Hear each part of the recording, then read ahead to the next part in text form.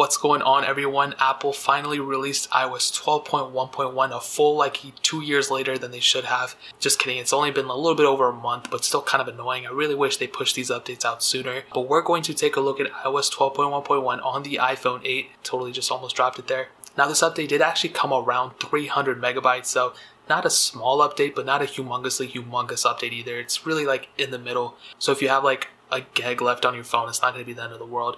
Now, a lot of bug fixes happen in this update and a lot of improvements overall, but I will tell you that a lot of the improvements, and I will say improvements, most of the phones got bug fixes, but a lot of the improvements came for the iPhone XR, the XS, and the XS Max. So the newer iPhones actually got those updates. Not the end of the world. I mean, if you have a iPhone 8, it's not that old of an iPhone either. But the iPhones that actually offered the dual SIM support, the iPhone XR actually got a new feature too. I might make a video about it later, but those iPhones actually got the most features if you think about it. But looking back at the iPhone 8, there were a lot of cool little improvements that they did. A lot of bug fixes, like I said. I've said that 30 times, but one of the cool little things they actually added with iOS 12.1.1 is actually within FaceTime. Now, we already got group FaceTime, we got all those cool things, right? But one of the problems with iOS 12 in general was that within FaceTime, you actually had to click a lot of different things in order to flip the camera back and forth. With iOS 11, it was much simpler. You just have to tap the screen right there and you can just flip the screen back and forth. But with iOS 12, they changed that up and it was kind of annoying.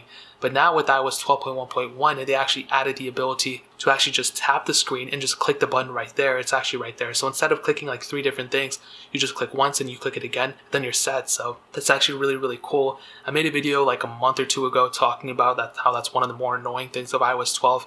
I'm not saying my video in and of itself made them switch it, but I might take some credit for it. Totally joking. I'll give you guys credit. Apple, you came up with it yourself. I really like that about it. I really like this feature though. Now, another thing they offered within iOS 12.1.1 with FaceTime is the ability to take live photos within your FaceTime group chat call, single call, whatever it is. Doesn't matter how many people are on it. You can actually take live photos of it. So I honestly don't like live photos that much. If you don't know what live photos are, basically it just takes a second and a second after before of your photo, and it's like a mini video. I don't really like it. Like I said, it's just kind of dumb. Even me explaining it just doesn't even make it sound cool. But they're offering it now, so if you like that kind of stuff, you have that ability now. So shout out to Apple and shout out to you guys who like that. Another cool little thing they fixed, it's more of a bug fix than a feature. It's actually within voice memos.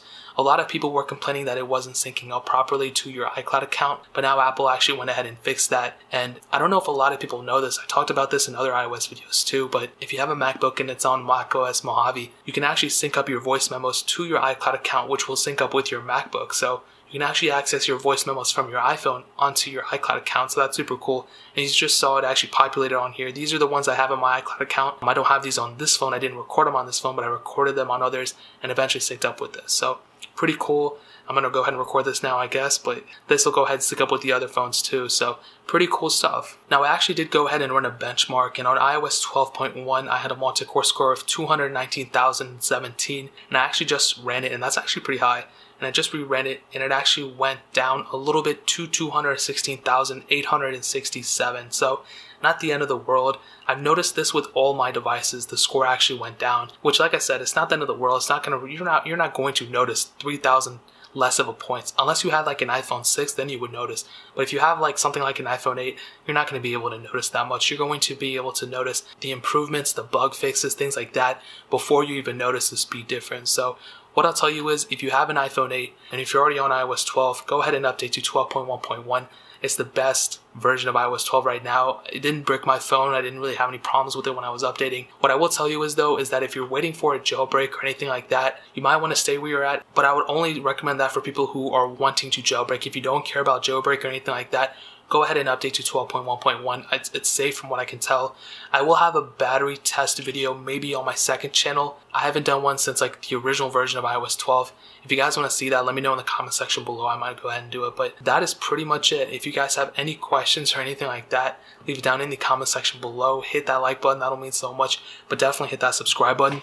I'm still giving away 2 iPhones. I'm giving one away December 14th, and I'm giving another one away December 24th. It's completely free to enter. In order to enter, just go click the first link in the description. It'll take you to another video on YouTube. It'll explain exactly how to enter. I don't want to waste you guys' time talking about it here, so go watch that video if you want to enter. It's completely free. You don't have to do anything shady. You just gotta follow me on a couple places, and that's it. So check out the other links down there too, my Instagram, my Twitter, my second channel. I think I already said that. All those things are linked down below, but more importantly than everything else, I love every single one of you guys. Hopefully I'll catch you guys in the next video.